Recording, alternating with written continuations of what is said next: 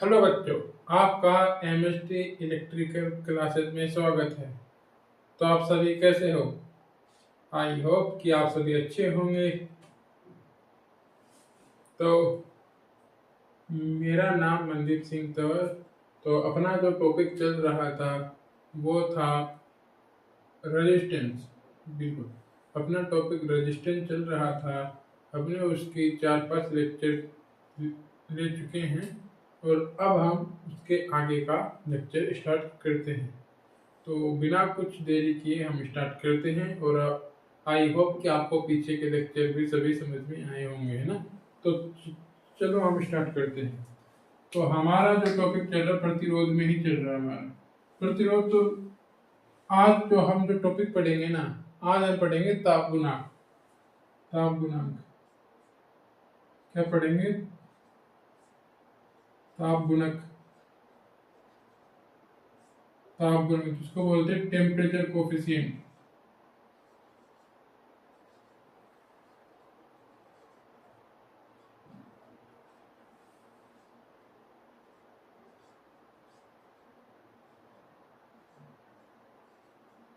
Temperature coefficient इसको alpha से define करते हैं ना। पहली चीज तो क्या कि भाई ये होता क्या टेम्परेचर कोफिशिएंट। जैसा कि आपको पहले भी बताया गया था, वो इसका जो प्रतीक तो क्या है भाई, इसका प्रतीक तो अल्फा होता है, बताया वो रहा। और इसका मात्रक है ना प्रति डिग्री सेल्सियस होता है, प्रति डिग्री सेल्सियस। ठीक है, या फिर इसको ऐसे डिफाइन प्रति डिग्री सेल्सियस का मात्रक होता है। लेकिन ये होता क्या है भाई, मैंने जैसे कि आपको पहले भी बताया है इसके बारे में कि टेम्परेचर कोफिशिएंट का मतलब है कि तापमान से प्रतिरोध पे कितना फर्क पड़ रहा है, कितना प्रभाव पड़ रहा है। और हम चाहते हैं कि वो जो प्रभाव है वो कम से कम होना चाहिए। तो क्या है तापमान का प्रतिरोध पर प्रभाव, तापमान का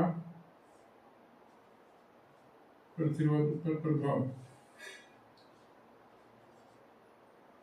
तापमान का प्रतिरोध पर पड़ने वाला प्रभाव।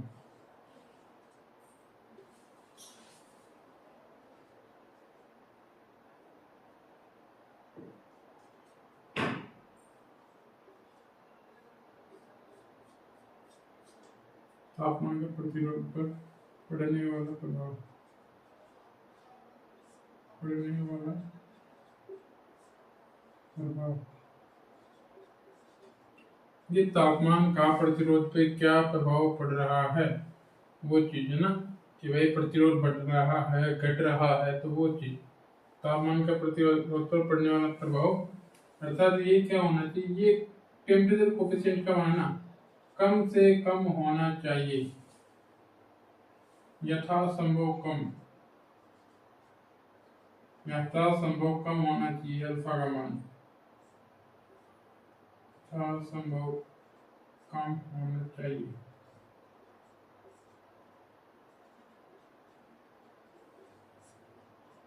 राइट। तो ये कि भाई तापमान का प्रतिरोध पर पड़ने वाला प्रभाव है वो क्या होता है, उसी को हम टेम्परेचर कोफिशिएंट बोलेंगे। और वो ना कम से कम प्रभाव होना चाहिए। हम चाहते हैं कि प्रतिरोध का मान फिक्स बना रहे, चाहे वो सर्दी का टाइम हो, चाहे गर्मी का टाइम हो, चाहे टेम्परेचर कम हो चाहे ज्यादा हो, लेकिन हमारा प्रतिरोध फिक्स होना चाहिए।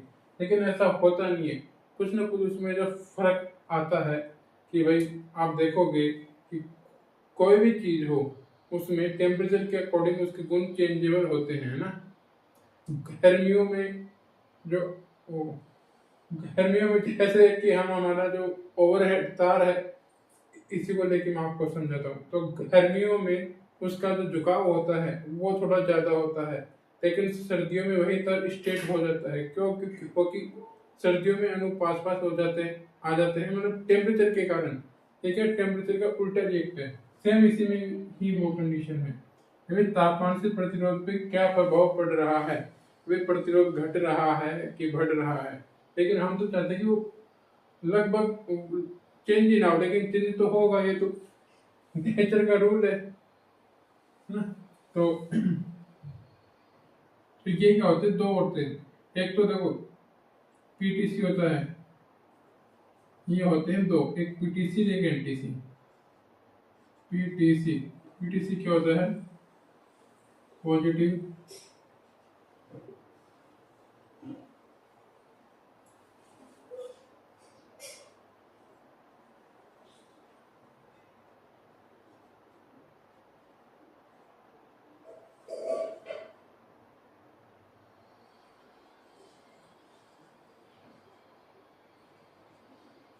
पॉजिटिव टेम्परेचर कोफिशिएंट है ना, ये होता है। इसमें क्या रहता है कि जो तापमान समानुपाती होता है प्रतिरोध के, इसमें दोनों समानुपाती रहते हैं।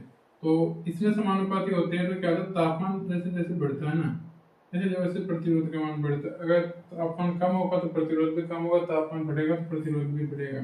तो इसमें जो अल्फा रहता है, अल्फा का मान इसमें पॉजिटिव होता है। क्या होता है, अल्फा का मान पॉजिटिव होता है, इसीलिए इसको पॉजिटिव टेम्परेचर कोफिशिएंट बोला गया है।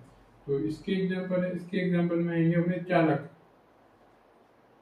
चालक राइट, चालक है। और मैंने आपको पहले भी बताया था, पीटीसी के अंतर्गत एक सेंसीटर भी आता है, सेंसीटर ना। तो ये चीज क्या बोला है मैंने, पॉजिटिव टेम्परेचर कोफिशिएंट, इसमें क्या रहता है कि भाई तापमान और प्रतिरोध के सीधा समानुपाती होता है ना। और ये चीज हमने देखा भी, अगर कोई कंडक्टर है, हम जानते हैं कि कंडक्टर की चालकता ऑलरेडी अच्छी होती है, उसमें ऑटोमेटिकली धारा का प्रवाह होता है। लेकिन अगर उसका टेम्परेचर बढ़ाएंगे तो उसका प्रतिरोध कम होता है, मतलब प्रतिरोध बढ़ जाता है और चालकता उसकी घट जाती है। क्या, जैसे हम तापमान बढ़ाते हैं तो भाई, क्योंकि ये समानुपाती है, समानुपाती तो प्रतिरोध भी बढ़ेगा, और प्रतिरोध बढ़ेगा तो उसकी जो चालकता रहती है वो घट जाती है ना। क्योंकि ये चीज हमें पता है, क्योंकि अगर हम चालकों का तापमान बढ़ाते हैं तो उसकी जो चालकता रहती है वो घट जाती है और प्रतिरोध बढ़ जाता है तापमान बढ़ाने पे ना। दूसरा अपना आता है, दूसरा दूसरा अपना आता है एनटीसी। एनटीसी ना, इसको बोल देंगे भाई नेगेटिव टेम्परेचर कोफिशिएंट।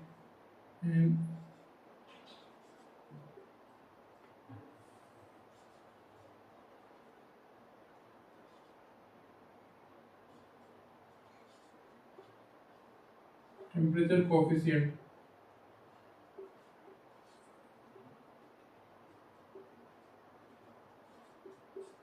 राइट, ये है एनटीसी। एनटीसी होता है negative temperature coefficient, right right.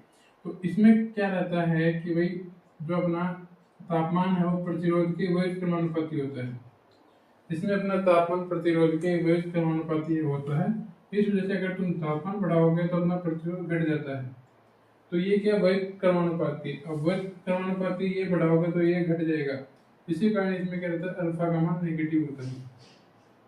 इसमें अल्फा का मान नेगेटिव होता है।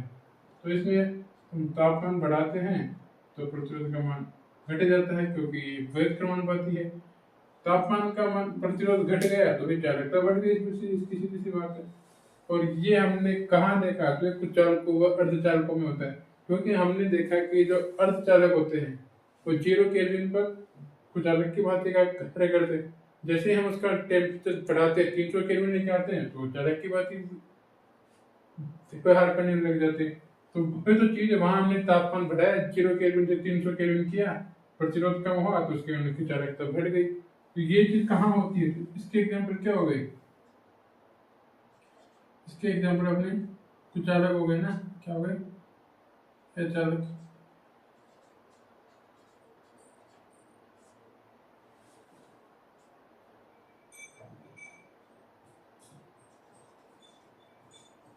क्या है, कुचालक हो गया और अपना अर्धचालक हो गए।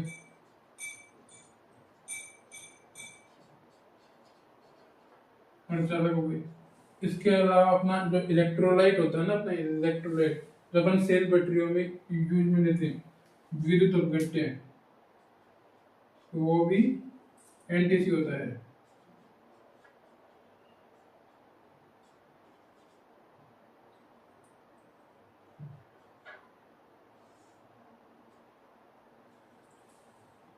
इलेक्ट्रोलाइट, और एक और आपको बताया था, एक बताया था मैंने थर्मिस्टर।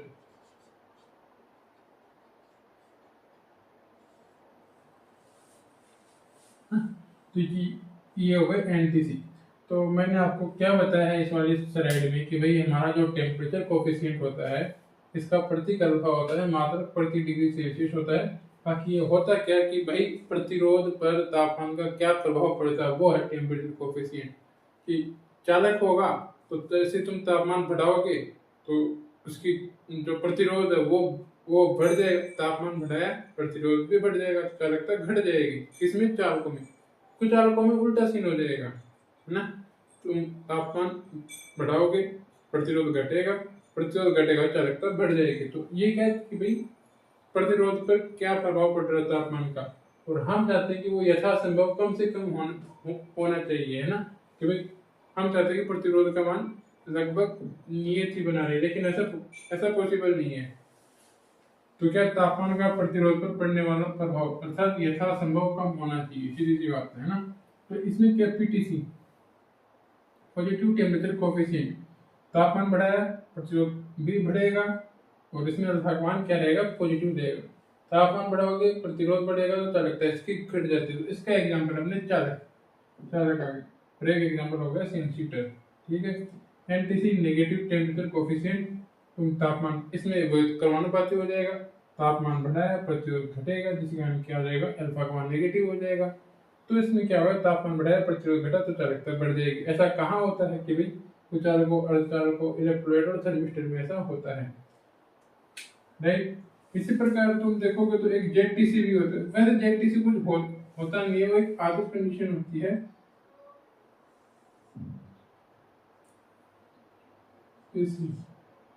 जेटीसी इसको बोल देंगे जीरो टेम्परेचर कोफिशिएंट,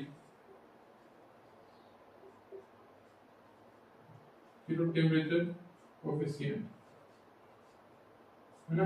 क्या जाएगा? Zero temperature coefficient. ये कुछ होती नहीं है, लेकिन एक आदर्श कंडीशन है कि हम मानते हैं कि इसमें कि भाई तापमान का प्रतिरोध पर प्रभाव नहीं पड़ेगा, मतलब प्रतिरोध का मान लगभग नियत रहेगा। इसमें क्या जेट होने का जीरो टेम्परेचर कोफिशिएंट, मतलब जिसका अल्फा का मान जीरो हो। लेकिन ऐसा पॉसिबल ही नहीं है। कोई भी चीज हो, अगर कोई टेम्परेचर में कम ज्यादा होगा तो प्रतिरोध भी कम ज्यादा होगा, चाहे वो बढ़ो चाहे वो घटो, सीधे से बात है कि कम ज्यादा होगा। तो ये एक आदर्श कंडीशन है ना, एक आदर्श कंडीशन है, ये आइडियल कंडीशन है, आदर्श स्थिति है, आदर्श शर्त है, स्थिति बोल जो भी बोल रहे हैं, आदर्श स्थिति की बात है ना। इसमें अल्फा का मान जीरो होता है, लेकिन ऐसा पॉसिबल नहीं है। अगर फिर भी कोई पूछ ले कि इसका एग्जांपल क्या है, तो इसमें सबसे पहले मैग्नीन को प्रायोरिटी देते हैं। किसको देते हैं?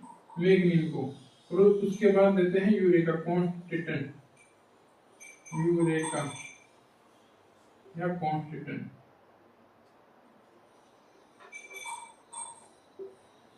यूरेका आपको पता होगा कि किससे मिलके बनता है ना।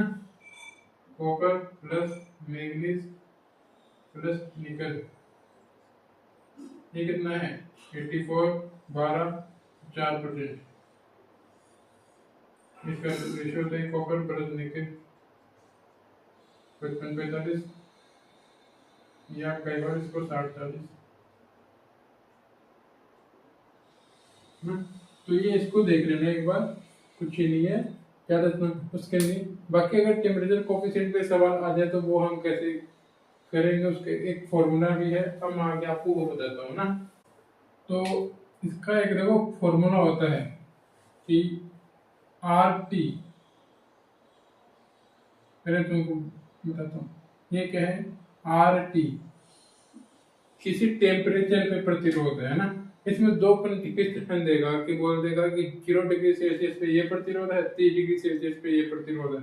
तो इसका अल्फा का मान निकालो, टेम्परेचर कोफिशिएंट निकाल दो, प्रतिरोध भी पूछ लेगा, जो भी उसका पूछना रहेगा वो पूछ लेगा। तो इसमें दो प्रतिरोध होंगे, मतलब दो अलग अलग टेम्परेचर पे, एक 0 टेम्परेचर पे, एक 30 पे, एक 15 पे या 20 पे, जो भी होगा ना। तो एक बार तो ये आर टी और 1 प्लस अल्फा, ये अल्फा यही है ना, alpha T2 minus T1, right. तो इसमें क्या होगा कि हम मान लेंगे ये कोई T2 टेम्परेचर है, T2 कि मानो कोई 15 डिग्री सेल्सियस पे हमने कोई प्रतिरोध किया है, तो हमने एक T2 कंडीशन मान ली, एक T1 टेम्परेचर मान लिया कि एक 0 डिग्री सेल्सियस पे प्रतिरोध देके रखेगा और एक 0 डिग्री सेल्सियस पे प्रतिरोध देके रखेगा, एक 15 पे 30 पे जो भी हमें देके रखेगा, वो दूसरी कंडीशन आ गई।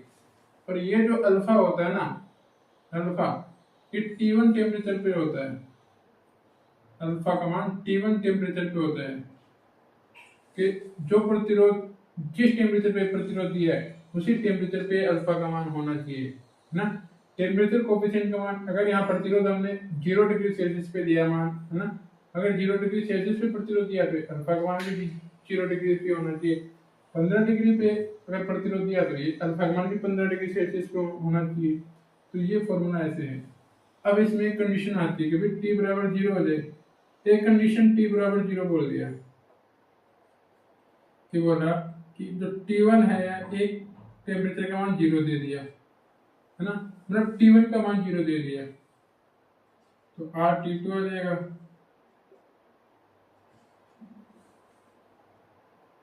तो उसको T1 लिख लो, और T1 बराबर आपने इसमें T मान लिया, एक बार T है ना, तो ये RT आ जाएगा, RT आ जाएगा तो इसको 1 प्लस अल्फा T टेम्परेचर पे, और ये अंतर आएगा T1 0 तो ये T2 बच जाएगा।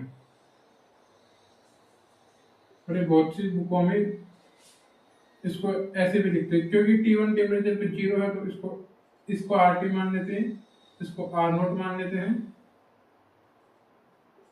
ये 1 प्लस अल्फा इसको भी T मान लेते हैं।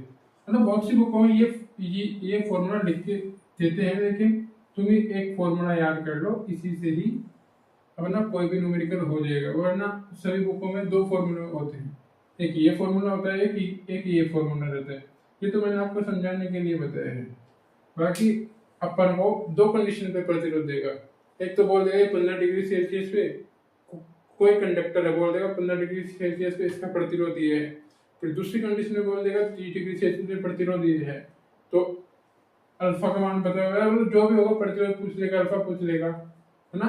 तो वो चीज, और यहाँ पे जो अल्फा है ये T1 टेम्परेचर पे ही होगा, जिस टेम्परेचर पे यहाँ प्रतिरोध रखेंगे वही टेम्परेचर पे यहाँ होगा ना। ठीक है, तो आप इस वाले फॉर्मूले को याद कर लेना, RT2 बराबर RT1 1 plus alpha T2 minus T1। ठीक है, इससे रिलेटेड हम कुछ न्यूमेरिकल भी देखते हैं, जैसा कि इससे रिलेटेड कुछ न्यूमेरिकल भी देखते हैं, जैसे कि एक क्वेश्चन लेके चलते हैं, है ना। इसने बोला कि भाई एक बोल दिया 30 डिग्री सेल्सियस पर प्रतिरोध दे दिया अपन को, एक बोल दिया 0 डिग्री सेल्सियस पे प्रतिरोध बोल दिया,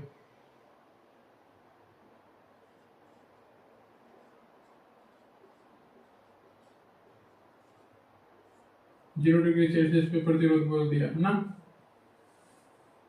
तो बोल दिया भाई 30 डिग्री सेल्सियस पे जो प्रतिरोध है वो इसने कुछ ही मान लिया कि भाई 80 ओम है, 80 ओम है। तो 0 डिग्री सेल्सियस पे प्रतिरोध कितना है, तो 0 डिग्री सेल्सियस पे इसने मान लिया कि भाई 20 ओम है इसका प्रतिरोध, 20 ओम है। और बोल दे कि अल्फा का मान निकालो, अल्फा का मान निकालो, टेम्परेचर कोफिशिएंट है ये अल्फा, अल्फा क्या है, टेम्परेचर कोफिशिएंट, क्योंकि इसका प्रतीक है अल्फा ही है ना। तो बोल दे कि ये निकालो, तो तुम कैसे निकालोगे, तो ये फॉर्मूला है, ये लिख देंगे भाई।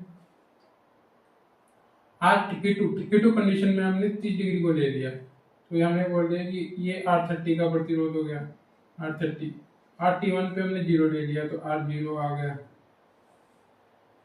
और 1 plus alpha T2 minus T1, T2 हमने किसको लिया, T2 हमने 30 डिग्री को लिया है, तो 30 डिग्री और 0 माइनस T1 कितना, 0 डिग्री, 0 फॉर्मूला यहाँ हम इसकी वैल्यू पुट कर देंगे, R30 पे कितना है 80 ओम है, 0 पे 20 ओम है, और 1 प्लस अल्फा का मान निकालना है, इंटू 30 डिग्री हो जाएगा। ठीक है, ठीक है, ये इंटू में ये भाग में जाएगा, 80/20 दोनों कट के कितना आ जाएगा, 80/20 कट के कितना आ जाएगा, ये आ जाएगा 4 आ जाएगा, कितना हो जाएगा 4, तो यहाँ पे कितना आ जाएगा 4 आ जाएगा, फिर कितना आ जाएगा 1 plus alpha into 30, right right. इसके बाद क्या होगा, ये 1 है प्लस का, इधर आके माइनस का आ जाएगा, 4 माइनस 1 कितना आ जाएगा 3 आ जाएगा, 3 अल्फा इंटू 30। ठीक है, 30 है ये भाग में चला जाएगा, अल्फा बराबर 3/30 आ जाएगा, इसको काटोगे तो 1/10 आ जाएगा, 1/10 का कितना था 0.1, तो 0.1 प्रति डिग्री सेल्सियस है ना, तो ये कितना है अल्फा 1.1 प्रति डिग्री सेल्सियस। इस प्रकार हम इसको निकाल देंगे, राइट, इस प्रकार निकाल देंगे। तो जैसे कि हम एक और एग्जांपल लेके चलते हैं, इसी की तरह यही एग्जांपल लेके चलते हैं, लेकिन दूसरी तरीके से समझाता हूँ आपको। इसमें बोल दिया कि अल्फा का मान है ना, इस बार हम ये लेके चलते हैं भाई 0.1 और प्रति डिग्री सेल्सियस, 0.1 प्रति डिग्री सेल्सियस है ना, सही बात कही ना। और अपना जो प्रतिरोध है 0 डिग्री सेल्सियस पर जो प्रतिरोध है अपन लेके चल जाएंगे कि भाई 0 डिग्री पे अपन ने 20 लिया था, 20 ओम, तो उसमें ये बोल देंगे 30 डिग्री सेल्सियस पे प्रतिरोध निकालो, प्रतिरोध निकालो। तो कैसे निकालेंगे, सेम कंडीशन है, सेम फॉर्मूला लगाएंगे, वही फॉर्मूला लगाएंगे, तो लिख देंगे क्या रहेगा, R टिकट टू क्या 30 डिग्री, तो 30 आ जाएगा, है ना। और RT1, तो RT1 का मान कितना 0 डिग्री सेल्सियस, 0 डिग्री, और 1 plus alpha T2 minus T1, T2 minus T1, right ना, ये कंडीशन आ गई। अब इनकी वैल्यू पुट कर देंगे, वैल्यू पुट कर देंगे तो क्या है, ये R30 है, ये तो हमें निकालना है, सीधी सी बात है। ठीक है, R0 का कितना मान है 20 है, ठीक है भाई 20 है, और ये 1 आ गया, प्लस अल्फा का मान कितना भाई 0.1 है, 0.1 ब्रैकेट में T2 माइनस T1, T2 कितना 30 माइनस 0, ठीक है, ये कितना है 20, 1 प्लस 0.1 इंटू 30 आ जाएगा, 30 आ जाएगा, तो ये पॉइंट को डालोगे तो नीचे 0 आ जाएगा, 0 से 0 कट जाएगा, तो कितना आ जाएगा 3 आ जाएगा, तो 20, 1 प्लस कितना आ गया 3 आ गया, 3 और 1 कितना आ गया 4 आ गया, तो 20 इंटू 4 कितना आ जाएगा 80 ओम आ जाएगा, तो R30 आ गया ना। तो सेम फॉर्मूला है, इसमें दो कंडीशन देगा आपको ना, एक तो दो प्रतिरोध देगा और एक अल्फा देगा। अब ये इसमें 3 चीजें हैं, 2 प्रतिरोध और एक अल्फा, इन तीनों में से कोई भी 2 चीज देगा और एक चीज पूछ लेगा, सीधी सी बात है इसमें। तो इस प्रकार जो इस फॉर्मूले पर है, इस प्रकार न्यूमेरिकल किए जाते हैं। जैसे कि ये तो एक बहुत इजी है, हम एक और क्वेश्चन और करके बताता हूँ तुमको, इसी फॉर्मूले पे तुमको एक और क्वेश्चन और करके बताता हूँ, और ये तो तुमको समझ में आ गया होगा। एक और बताता हूँ, देखो जैसे कि ये एक तो अपन को बोल देगा कि भाई, एक तो बोल देगा कि 30 डिग्री सेल्सियस पर प्रतिरोध दे देगा अपन को, है ना, 30 डिग्री पर प्रतिरोध दे देगा कुछ भी अपन को, और एक हमने मान लिया 50 डिग्री सेल्सियस पर प्रतिरोध दे देगा अपन को कुछ भी, 3 डिग्री पे हमने मान लिया कि हमको दिया उसने 70 ओम दे दिया, मान लिया हमने ना 70 ओम दिया, तो हमने इसको मान लिया 50 डिग्री सेल्सियस पे इसका प्रतिरोध कितना आ गया 140 ओम हो गया, हमने ऐसा मान लिया ना, 50 डिग्री पे प्रतिरोध हो गया। और ये अल्फा का मान है 0 डिग्री पे दिया हुआ है, अल्फा का मान इसने 0 डिग्री पे दिया है, अल्फा का मान इसने 0 डिग्री पे दिया है, तो ये कितना दिया है इसने अल्फा का मान 0.05 दिया इसने, अल्फा का मान 0.05 प्रति डिग्री सेल्सियस, इसने ये कंडीशन दे दी है ना कि भाई 23 डिग्री सेल्सियस पे ये है, 50 डिग्री सेल्सियस पे प्रतिरोध अपन को पूछ लेगा। मान लिया इसने पूछ लिया, ये है, ये पूछ लेगा अपन को कि अब तुम बताओ 3 डिग्री पे 70 ओम प्रतिरोध दे दिया, ठीक है, 50 डिग्री सेल्सियस पे प्रतिरोध पूछ लिया और जो अल्फा का मान है वो 0 डिग्री पे दिया है। इस कंडीशन में तुम कैसे निकालोगे? तो इस कंडीशन में दो इक्वेशन बनेगी, है ना। एक इक्वेशन तो कैसे बनेगी कि भाई एक बार 30 डिग्री और 0 डिग्री सेल्सियस की तुलना करेंगे। एक तो T2 का मान 30 डिग्री लेंगे और T1 का मान 0 डिग्री सेल्सियस लेंगे। तो इस प्रकार हम तुलना करेंगे ना। हमने ले लिया कि भाई R30 का प्रतिरोध बराबर R30 का आ गया।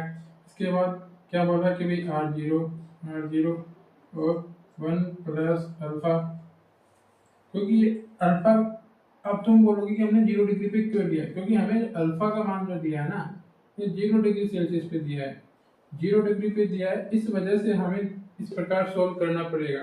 अगर ये 0 डिग्री पे देंगे, ये किसी 50 डिग्री सेल्सियस पे या 30 डिग्री सेल्सियस पे अल्फा का मान देते ना तो हम सीधा लगा देते हैं ना, फिर हमें 0 लेके नहीं चलना पड़ता। लेकिन अभी इसने 0 डिग्री पे दिया क्योंकि हमें अल्फा का मान 0 डिग्री पे है, तो इस वजह से हम इस तरीके से सोल्व करेंगे ना। R30 आ गया, R0 आ गया, 1 plus alpha T2 minus T1। T2 का मान कितना है? T2 minus T1। R30 कितना भाई तुम्हारा? R30 पे 70 ओम दिया है इसने, 70 ओम दिया है, ठीक है। R0 का हमें कुछ ही नहीं पता, प्रतिरोध नहीं पता R0 पे, ठीक है। 1 प्लस अल्फा का मान कितना दिया है भाई? 0.05 दिया है, ये दे दिया। T2 माइनस T1, 30 माइनस 0 कितना हो जाएगा? 30 माइनस 0 30 हो जाएगा, तो इनको 30 आ जाएगा ना। इसको हम इक्वेशन 1 मान लेंगे। दूसरी कंडीशन में क्या होगा कि हम T2 कितना मान लेंगे? 50 डिग्री सेल्सियस पे लेके चलेंगे, 50 डिग्री सेल्सियस, और T1 को फिर 0 मान लेंगे, ठीक है। तो वही यही फॉर्मूला बनेगा, ये आ जाएगा R50 R0 और 1 plus alpha T2 minus T1। यहाँ वैल्यू पुट कर देंगे। हमारे पास R50 का वैल्यू हमें निकालना है, तो वो तो है नहीं, R0 आ जाएगा, ठीक है। 1 प्लस अल्फा का मान 0.05 आ जाएगा। ये कितना आ जाएगा? 50 माइनस 0 कितना आ जाएगा? 50 आ जाएगा, इंटू 50 आ जाएगा, ठीक है। और इसको हम इक्वेशन सेकंड बोल देंगे, ठीक है। अब हम क्या करेंगे, फर्स्ट इक्वेशन में सेकंड का भाग लगा देंगे। अब सेकंड में हम फर्स्ट का भाग लगा देंगे। क्या बोला मैंने? सेकंड इक्वेशन में हम फर्स्ट का भाग लगा देंगे, तो लिख देंगे भाई, मैंने लिख दिया R50 बराबर R0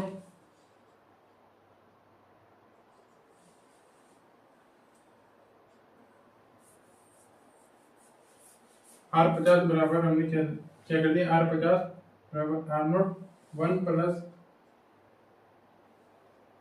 0.05 into 50, right. R50 R0 1 plus 0.05 ठीक है। इसमें हम फर्स्ट इक्वेशन का भाग लगा देंगे। फर्स्ट इक्वेशन क्या है? ये है 70, तो 70 आ जाएगा बट्टे, इसमें भी R0 आ जाएगा। ये कितना आ जाएगा? 1 प्लस 0.05 इंटू कितना? 30 डिग्री, तो 30 लिख देंगे, राइट। तो आप इसको सोल्व करेंगे तो ये तो इससे ये कट जाएगा, ये कट जाएगा, तो ये कितना आएगा? R50 बट्टे में 70।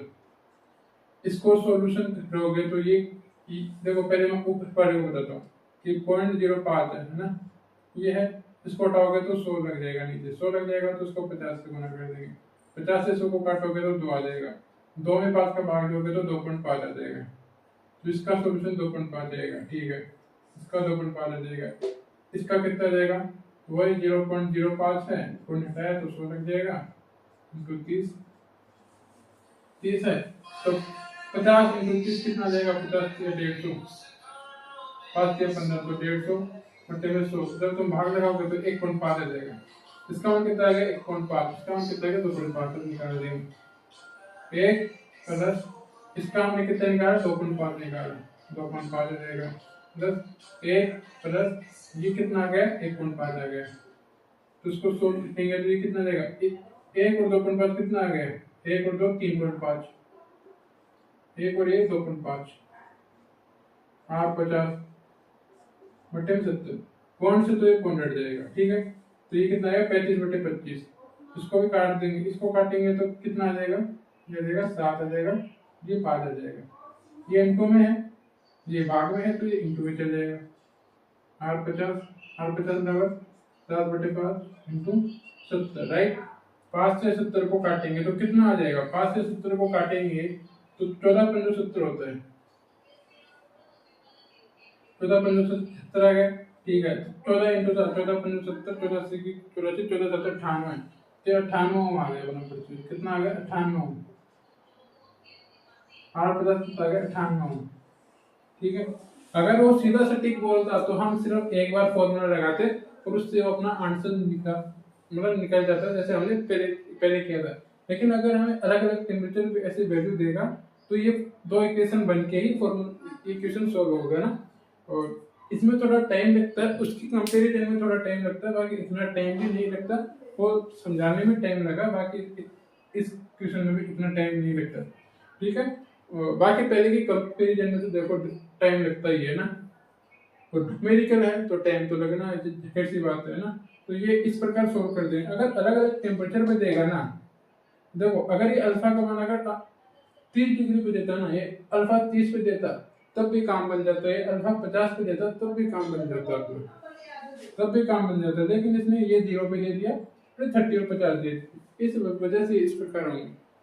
तो आई होप कि आपको ये समझ में आया होगा ये न्यूमेरिकल। अब हम आगे बढ़ते हैं, अपना टेम्परेचर कोफिशिएंट हो गया। अब हम पढ़ते हैं, छोटा सा टॉपिक है, क्या है प्रतिरोधकता। प्रतिरोधकता प्रतिरोधकता ये क्या है, रेजिस्टिविटी, RESISTIVITY, रेजिस्टिविटी।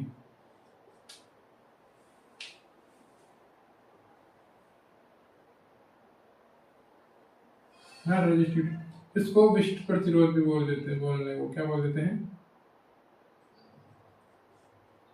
विशिष्ट प्रतिरोध, स्पेसिफिक रेजिस्टेंस भी बोल देते हैं। इसका प्रतीक क्या होता है, तो इसको रो से दर्शाते हैं, आपको पता होगा है ना।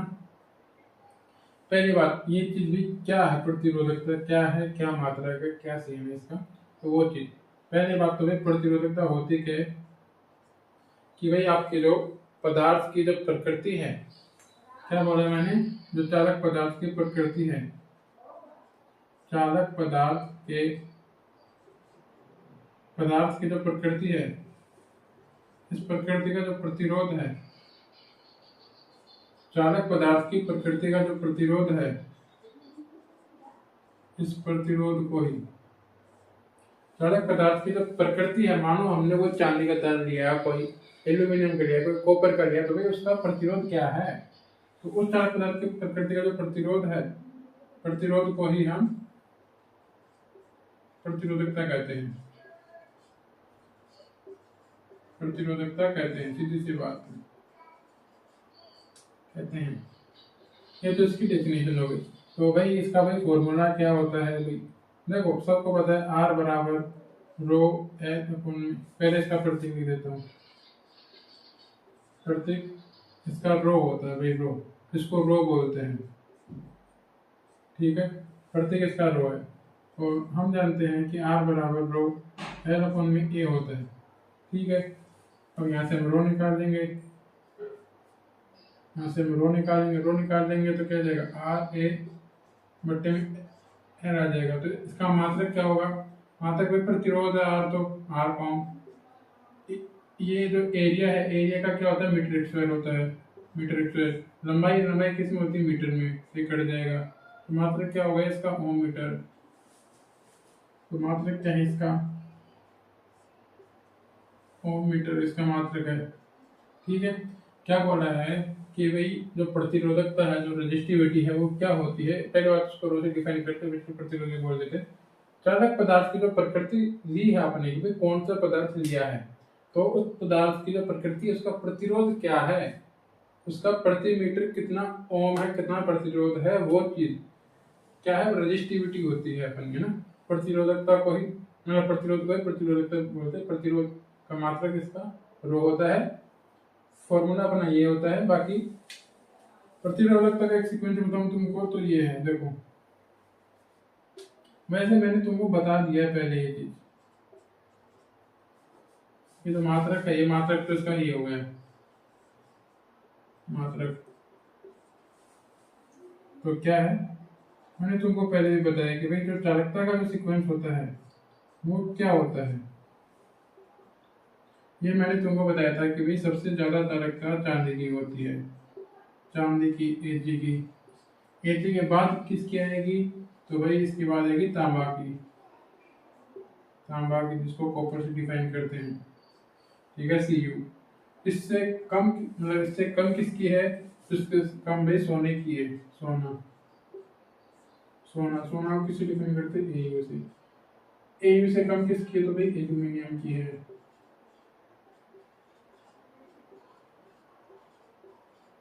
एल्यूमिनियम की है, वो कितनी है, उसको ए डिफाइन करते हैं, ठीक है। ये चालकता है। और हम जानते हैं कि चालकता बराबर 1/ρ होता है, मतलब ये दोनों एंटी प्रोपोर्शनल होते हैं, चालकता रो। तो हम प्रतिरोधकता का निकाल लेंगे, प्रतिरोधकता का निकालेंगे, प्रतिरोधकता रो है ना, वो कितना हो जाएगा भाई, इसका उल्टा हो जाएगा, सीधी सी बात है। क्या हो जाएगा, सबसे पहले एल्यूमिनियम आ जाएगा, एल्यूमिनियम के बाद Au आ जाएगा, Au के बाद Cu आ जाएगा, Cu के बाद Ag आ जाएगा, है ना। ये इनका सीक्वेंस हो जाएगा।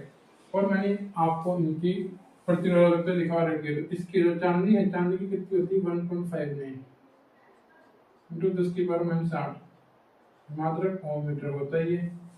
कॉपर है, कॉपर की कितनी होती है, 1.72 होती है, इंटू 10⁻⁸ ओम मीटर हो जाएगी। एल्यूमिनियम है, एल्यूमिनियम की कितनी होती है, तो 2.66 होती है, इंटू 10⁻⁸ ओम मीटर हो जाएगी, ठीक है। तो ये अपना प्रतिरोधकता है, रेजिस्टिविटी है। ये अपना टॉपिक भी पूरा हो गया। तो आज हमने टेम्परेचर कोफिशिएंट पढ़ा है और रेजिस्टिविटी पढ़ा है ना। इसके अलावा कल हम प्रतिरोध पढ़ेंगे कलर कोडिंग के हिसाब से, है ना। तो कल हम कलर कोडिंग पढ़ेंगे। तो आप इसको ढंग से पढ़ के आना जो मैंने पढ़ाया है, और मैं उम्मीद करता हूँ कि आपको ये लेक्चर समझ में आया होगा। चलो ठीक है, टेक केयर, गुड बाय।